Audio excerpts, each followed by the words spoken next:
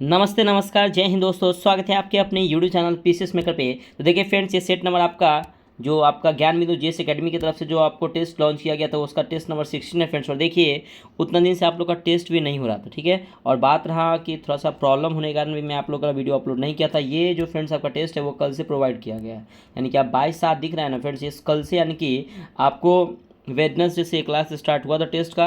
आज 17वां हुआ है, ये 16वां है। तो फ्रेंड्स मैं आप लोगों के लिए जल्दी वीडियो अपलोड कर दूंगा। थोड़ा सा प्रॉब्लम के कारण मैं आप लोग को वीडियो अपलोड नहीं कर रहा हूँ, थोड़ा सा प्रॉब्लम के कारण। तो प्लीज़ आप, टेस्ट तो ऐसे हो नहीं रहा था, फिर भी अगर आज से हो रहा है तो मैं इसको कंटिन्यू अपलोड करूँगा फ्रेंड्स, ठीक है। तो प्लीज़ पीसीएस मेकर चैनल से जुड़ जाइए। और देखिए आज का हमारा फर्स्ट क्वेश्चन देखते हैं फ्रेंड्स, क्योंकि आपका आने वाला एग्जाम जो 7 अगस्त को बिहार पुलिस का एग्ज़ाम है उसके लिए बहुत ज़्यादा इंपॉर्टेंट है, क्योंकि इससे पहले मैंने 15 यानी कि 1500 प्लस क्वेश्चन मैं अपलोड कर दिया फ्रेंड्स। तो प्लीज़ आप उसे जाके जरूर देखिएगा। तो देखते हैं आज का हमारा फर्स्ट क्वेश्चन कि भारत के संदर्भ में निम्नलिखित कथनों में से कौन सा कथन असत्य है। देखिए असत्य की बात करते हैं तो भारत की आकृति लगभग चतुष्कोणीय है, बिल्कुल आपका सही है। विश्व का लगभग 2.4% क्षेत्र भारत के अंतर्गत आता है, ये भी सही है। और भारत की प्रायद्वीपीय भूभाग उत्तर में अधिक चौड़ा है, बिल्कुल आपका सही है। और भारत पूरी तरह से उष्णकटिबंधीय क्षेत्र है फ्रेंड्स, ये आपका गलत है। देखिए भारत पूरी तरह से नहीं, बल्कि भारत जो है वह उष्णकटिबंधीय क्षेत्र और उपोष्णकटिबंधीय क्षेत्र में है। तो ध्यान रखिए, उष्णकटिबंधीय क्षेत्र और उपोष्णकटिबंधीय क्षेत्र में है भारत। तो ये ध्यान रखिए, ऑप्शन नंबर डी हो जाएगा। अब देखिए यहाँ पे पहाड़ी श्रेणी है और अवस्थित राज्य। अगर बात करते हैं कि बरेल श्रेणी की, तो देखिए बरेल पर्वत श्रेणी जो है वह किस राज्य में है, तो याद रखिएगा फ्रेंड्स, ये आपके नागालैंड हो गया। ये फ्रेंड्स आपके असम में स्थित है, ये मेघालय में है और आपके मणिपुर में स्थित है। कौन, तो बरेल श्रेणी, ध्यान रखिएगा, ठीक है। तो बरेल तो बरेल श्रेणी कहाँ है फ्रेंड्स, आपके नागालैंड में, असम, मेघालय, मणिपुर में स्थित है। अगर बात करते हैं मिकिर पहाड़ी कहाँ, तो ये मिकिर पहाड़ी असम में है। अबोर पहाड़ी आपका अरुणाचल प्रदेश में है। और धौलाधर श्रेणी आपके उत्तराखंड में स्थित नहीं है, बल्कि आपके हिमाचल प्रदेश में स्थित है। कौन सा, धौलाधर श्रेणी। तो इसमें से यही जो है आपका सुमेलित नहीं, ऑप्शन नंबर डी कि धौलाधर श्रेणी जो है वो कहाँ है, तो आपके उत्तराखंड में। तो यहाँ से क्वेश्चन पूछा जा रहा है फ्रेंड्स, इसमें से कौन सा सुमेलित है। देखिए ऑप्शन नंबर ए बरेल श्रेणी जो है वह नागालैंड, मेघालय और मणिपुर में स्थित है, ध्यान रखिएगा। तो ऑप्शन ए आपका क्या है, सुमेलित है। बाकी आपको बता दिए कौन किसका सही है, ठीक है। अगला क्वेश्चन देखिएगा, 3 नंबर के निम्नलिखित में से कौन सी नदी अपवाह तंत्र में शामिल नहीं है। तो देखिए अपवाह तंत्र में कौन सी नदी शामिल नहीं है, तो सिंधु है, गंगा है, ब्रह्मपुत्र है। लेकिन झेलम जो नदी है वह अपवाह तंत्र में शामिल नहीं है। 4 नंबर की जैविक खाद के संबंध में कौन सा कथन सत्य नहीं है। अगर हम बात करते हैं मिट्टी की जल क्षमता को बताता है, बिल्कुल आप सही है। इसमें सभी पोषक तत्वों का संतुलन है, ये भी आपका सही है। यह मिट्टी को ह्यूमस प्रदान करता है, ये भी आपका सही है। और इससे मिट्टी की बनावट में सुधार होती है। तो देखिए अगर इसका राइट आंसर देखें ना तो ये तो सही है, लेकिन अगर हम बात करते हैं ऑप्शन नंबर डी में कि इससे मिट्टी की बनावट ना होती, बहुत लंबे समय बाद सुधार होती है, ध्यान रखिए, बहुत लंबे समय के बाद। तो ऑप्शन नंबर डी इसका राइट आंसर हो सकता है, ठीक है। अगला क्वेश्चन है आपका, देखिए मिलान करना है आर्द्र भूमि और राज्य। अगर हम बात करते हैं क्या, सस्थम कोट्टा, तो देखिए सस्थम कोट्टा जो आर्द्र भूमि जो है वो आपके केरल में है। अगर बात करें कोलेरू झील आर्द्र भूमि जो है आपकी आंध्र प्रदेश में स्थित है। अगर बात करें सांख्य नगर आर्द्र भूमि आपके मध्य प्रदेश में है। और कांजीकुलम पक्षी अभयारण्य आपके तमिलनाडु में स्थित है। राइट आंसर ऑप्शन नंबर 2, 3, 4, 1 यानी कि बी हो जाएगा। अगला क्वेश्चन है 6 नंबर की, जवाहर सागर जल विद्युत परियोजना किस नदी पर स्थित है, तो ये आपके चंबल नदी पर स्थित है। याद रखिए जवाहर सागर जल विद्युत परियोजना चंबल नदी पर स्थित है, कोटा के चंबल नदी। अगला 7 नंबर की, सुल्तानी युग में बौद्धों को कौन सी शाखा सबसे प्रभावशाली थी, तो ये आपका ब्रजयान जो था वो सबसे प्रभावशाली था। अगला 8 नंबर की, घंटी यंत्र या तुला यंत्र का प्रयोग होता है, तो इसका प्रयोग जो होता है खेत की सिंचाई के लिए इसका प्रयोग किया जाता है। 9 नंबर की, वर्ष 1774 में मिरानपुर कटरा के युद्ध में रोहिलों को किसने हराया था, तो मिरानपुर कटरा के युद्ध में रोहिलों को जो हराया था किसने हराया था, शुजाउद्दौला ने हराया था। Option number D. निम्नलिखित में से किस वायसराय ने कांग्रेस को राष्ट्रद्रोहियों की संस्था कहकर पुकारा था, तो लॉर्ड डफरिन ने। आपको पता है कि जब कांग्रेस का जब स्थापना हुआ था 28 दिसंबर 1885 में, तो उस समय भारत में वायसराय कौन थे, लॉर्ड डफरिन थे। इन्हीं के समय में कांग्रेस का स्थापना हुआ था। इन्हीं ने क्या किया था कि राष्ट्रद्रोहियों की संस्था कहा था लॉर्ड डफरिन ने। अगला 11 नंबर की, निम्न से किसने बंगाल राष्ट्रीय शिक्षा परिषद बनाई थी, तो किसने बनाई थी, तो सर गुरुदास बनर्जी ने। कब बनाई थी, तो 1906 में बनाई थी, ये ध्यान रखिएगा।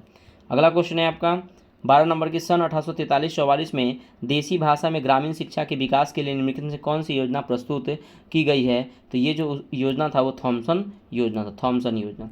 अगला आपका 30 नंबर क्वेश्चन देखिएगा कि भारतीय परिषद अधिनियम 1861 के विषय में निम्नलिखित वाक्यों में से कौन सा गलत है। देखिए, अगर हम बात करते हैं क्या कानून बनाने के लिए कार्यकारिणी परिषद के न्यूनतम 6 तथा अधिकतम 12 सदस्यों के वायसराय मनोनीत कर सकता है, तो ये आपका बिल्कुल सही है। गवर्नर जनरल को संकटकालीन स्थिति में विधान परिषद की अनुमति बिना अध्यादेश जारी करने की अनुमति मिली, ये भी आपका सही है। वायसराय की कार्यकारिणी परिषद का विस्तार किया गया, इसमें 1/5वां सदस्य शामिल किया गया जो विधेयता होता था, ये भी आपका सही है। और कार्यकारिणी परिषद के कार्यकाल 5 वर्ष का नहीं बल्कि आपका 2 वर्ष का होता था, तो ये आपका गलत है। तो ऑप्शन नंबर डी इनमें से गलत कौन है, तो यही है।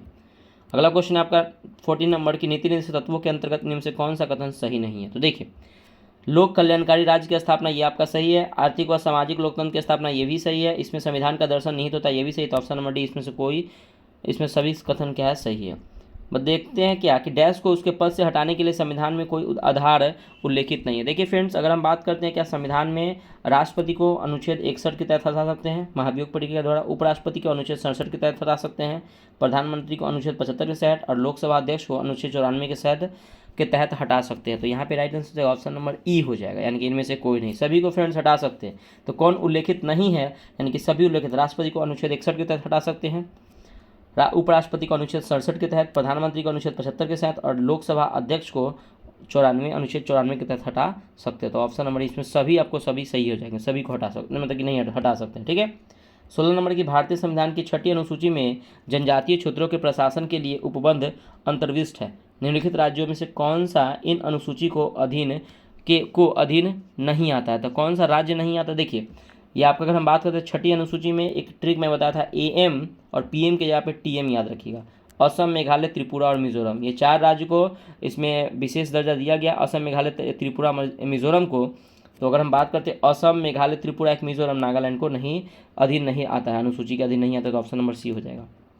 17 नंबर की अधोलिखित में आज़ादी के से पूर्व गठित विधि आयोग व वर्ष सुमेलित नहीं है। तो देखिए, प्रथम विधि आयोग की स्थापना 1834 में होता, इसके अध्यक्ष लॉर्ड मैकाले थे, आपका बिल्कुल सही है।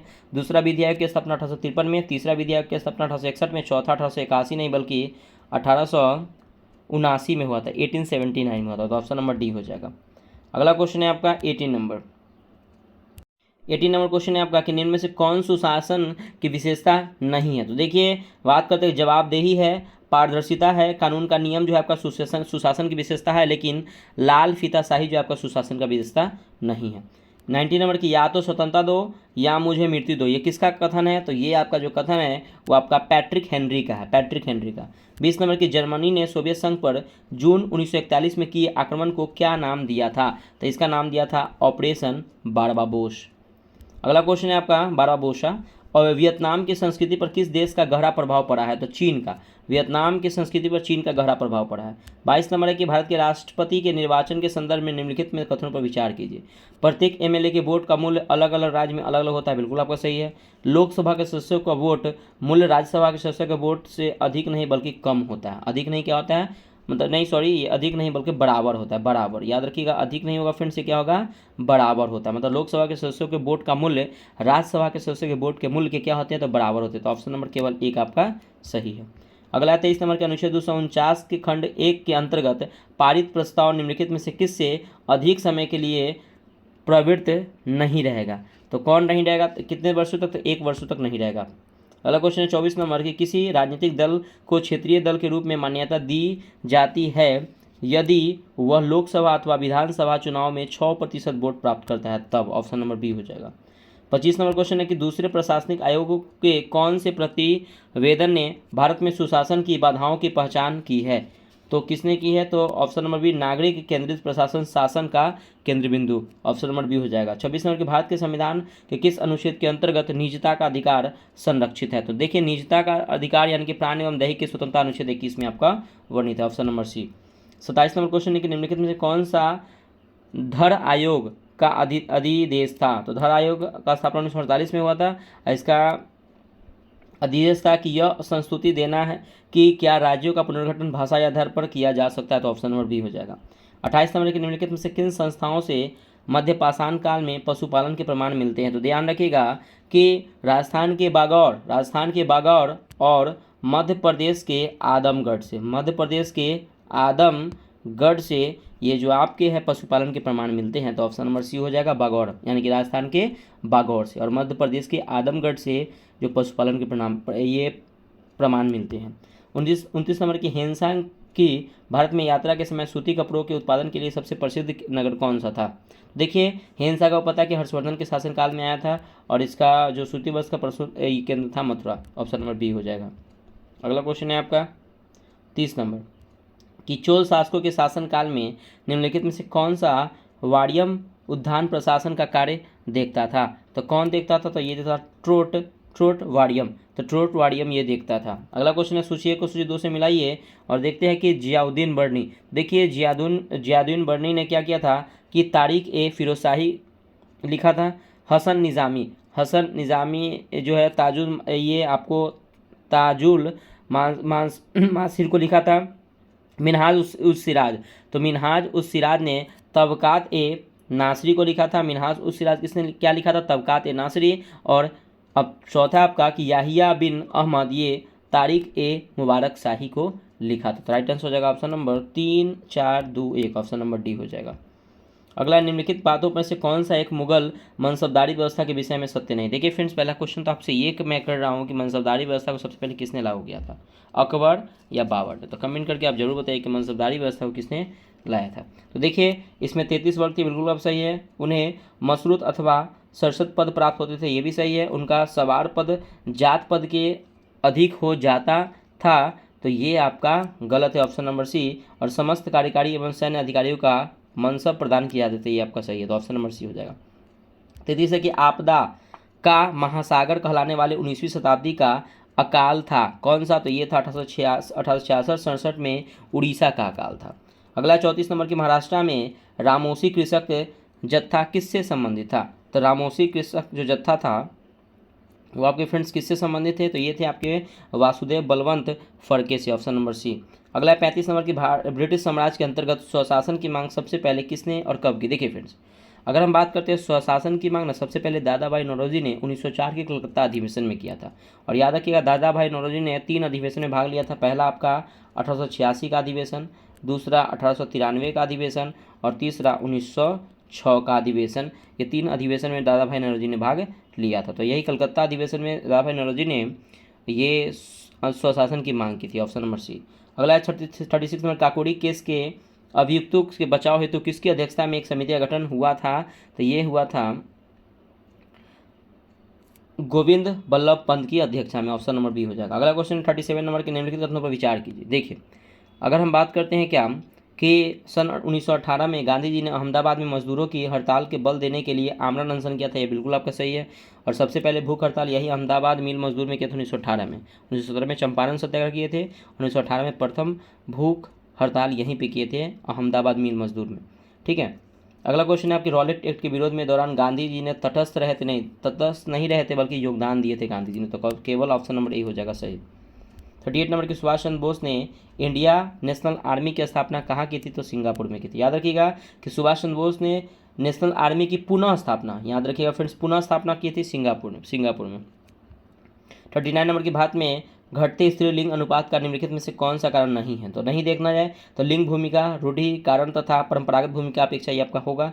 दहेज प्रथा तथा बालिकाओं के साथ भेदभाव का प्रश्न ये भी होगा।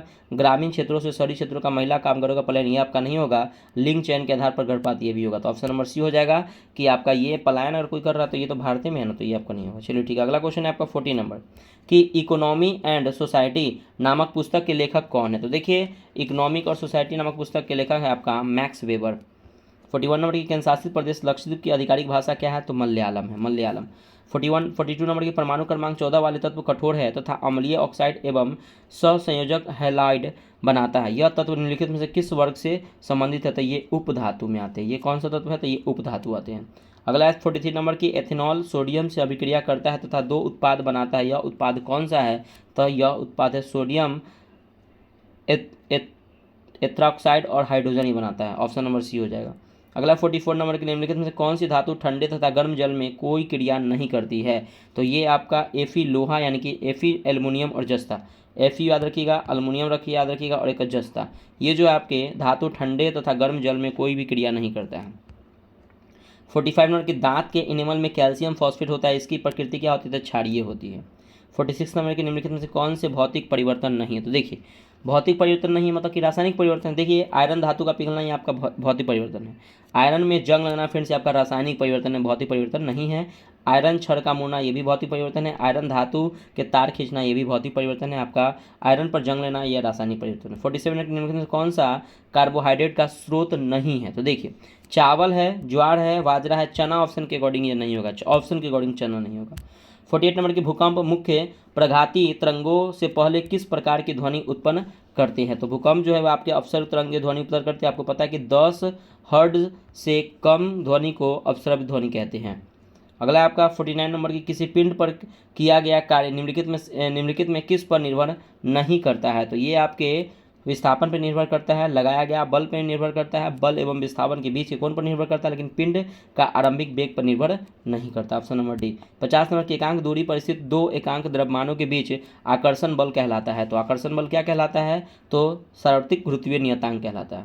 51 नंबर की कोई यात्री किसी गतिमान रेलगाड़ी में एक सिक्का उछालता है जो उसके पीछे गिरता है, इसका यह अर्थ है कि रेलगाड़ी की गति क्या होनी चाहिए? तो रेलगाड़ी की गति त्वरित है इसीलिए। अगला 52 नंबर की एक पिंड वेग u के ऊर्ध्वाधर ऊपर फेंका जाता है और इसके ऊपर उठने की अधिकतम ऊंचाई h होगी, तो u²/2g होगा, तो ऑप्शन नंबर बी हो जाएगा।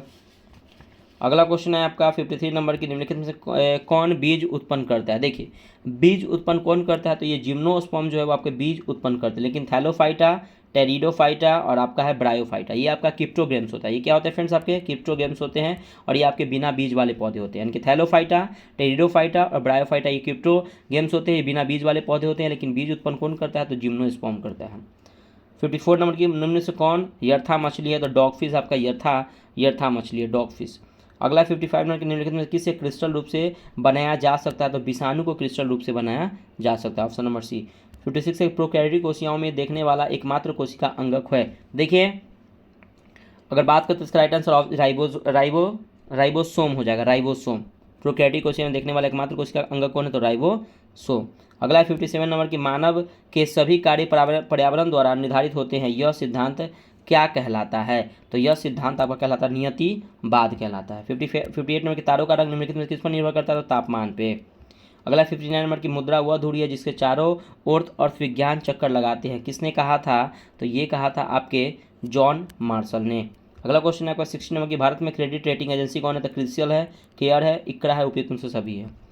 61 नंबर की विश्व खाद्य दिवस कब मनाया जाता है? तो 16 अक्टूबर को विश्व खाद्य दिवस मनाया जाता है। 62 नंबर के सामूहिक कृषि का प्रचलन सर्वप्रथम किस देश में शुरू किया गया था? तो पूर्व सोवियत संघ यानी कि वर्तमान में भी रूस में शुरू किया गया था सर्वप्रथम सामूहिक कृषि।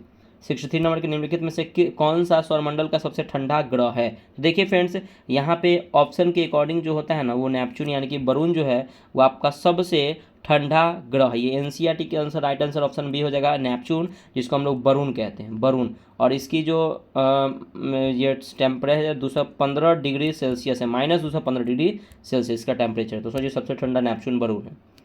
अगला आपका 64 नंबर की अपसौरिका की परिघटना के दौरान पृथ्वी और सूर्य के बीच की अनुमानित दूरी कितनी होती है? तो देखिए अगर हम बात करते हैं अपसौर पूछा जा रहा है, एक अपसौर होता है एक उपसौर होता है। तो देखिए अपसौर की परिघटना के दौरान ना पृथ्वी और सूर्य के बीच की दूरी जो होती है ना फ्रेंड्स वो लगभग 152.6 मिलियन किलोमीटर होती है। तो ऑप्शन के अकॉर्डिंग ऑप्शन नंबर बी 152। लेकिन अगर पूछता कि उपसौर की कितनी दूरी होती है चंद्रमा और पृथ्वी के बीच में, तो याद रखिएगा 147 मिलियन किलोमीटर होती है, तो 147 याद रखिए दोनों।